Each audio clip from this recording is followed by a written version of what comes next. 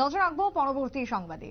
সাব্রুম থানায় পুলিশের হাতে আটক দৈত্যেশ্বরী কালী মন্দিরে যে চুরির ঘটনা হয়েছিল সেই চুরির ঘটনাতে এবার চোর ধরা পড়ল এবং তার সাথে উদ্ধার হলো বিপুল পরিমাণে স্বর্ণলঙ্কার। মন্দির থেকে যা চুরি হয়েছিল, মায়ের গয়না উদ্ধার করা হয়েছে। 30 লক্ষ টাকা স্বর্ণলঙ্কার চুরি করে নিয়ে যায় চোরের দল, এমনটাই জানা গিয়েছিল। এবং পরবর্তীতে 27 ডিসেম্বর অর্থাৎ সকালবেলাতেই দৈত্যেশ্বরী কালী বাড়িতে তদন্তে গিয়ে সেখানে কথাবার্তা বলেই গতকালকে রাত্রের চোরের দলকে ধরে ফেলে পুলিশ, যার মধ্যে দুজন ইতিমধ্যেই পুলিশের জালে। পুলিশের কি বক্তব্য শুনুন।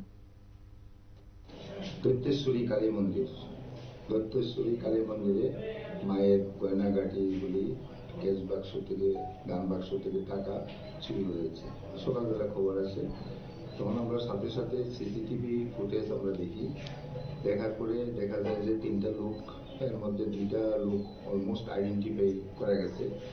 তো ওই হিসাবে আমরা সারা সাবরুম এবং বিভিন্ন থানাগুলিতে আমরা অ্যালার্ট করি এবং পাবলিক যতটুকু পারছি আমরা হোয়াটসঅ্যাপেও এই ছবিগুলি করছি, মানুষকে দিচ্ছি যে এমন লোক যদি পাওয়া যায় তাদেরকে ডিটেইন করার জন্য।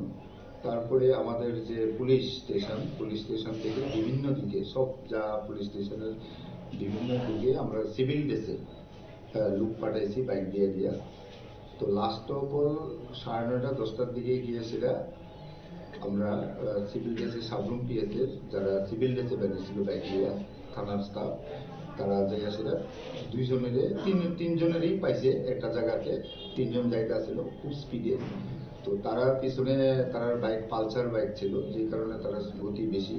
যাই হোক, কিছুক্ষণ পরে একটা লোক পিছনে যেটা বসা ছিল সেটা পালিয়ে যেতে সক্ষম হয়েছে। আর আমাদের যারা সিভিল ড্রেসে গেছিল তারা গিয়ে সেটা বাকি 2জনের ধরছে এবং ওইখানে কিছু এলাকাবাসীও আমাদেরকে হেল্প করছে। তো ধরার পরে আমরা তাদেরকে এক্সিকিউটিভ ম্যাজিস্ট্রেট আমরা সঙ্গে নিয়ে গেছিলাম। তো আমরা ওইখানে সার্চ করছি। সার্চ করার পরে কিছু স্বর্ণালঙ্কার, কিছু ক্যাশ টাকা ওইখান থেকে আমরা তার থেকে রিকভারি করছি। তারপরে তাদেরকে জিজ্ঞাসাবাদ করার পরে আরো কিছু স্বর্ণালঙ্কার আমরা সাবরুম হায়ার সেকেন্ডারি স্কুলের পাশে একটা জঙ্গল থেকে রিকভারি করছি তাদের স্বীকারোক্তি অনুযায়ী, এবং সঙ্গে আমাদের এক্সিকিউটিভ ম্যাজিস্ট্রেট ছিলেন। তো যেই 2জনকে আমরা ধরতে সক্ষম হয়েছি তাদের মধ্যে একজনের নাম হলো সজল নম, বাড়ি সাবরুম নমপাড়া। আরেকজনের নাম হলো চেন্টু ত্রিপুরা, তার বাড়ি বুড়াকাপ্পা, শিলাইচুরি থানার আন্ডারে। আর যে লোকটা পালাই গেছে, সক্ষম হয়েছে পালাইতে, তার নাম জুলন নম, তার বাড়িও সাবরুম নমপাড়াতে ছিল। তো আমরা রিকভারির মধ্যে যা যা করেছি, ক্যাশ টাকা রিকভারি হয়েছে 7,840 টাকা তাদের থেকে।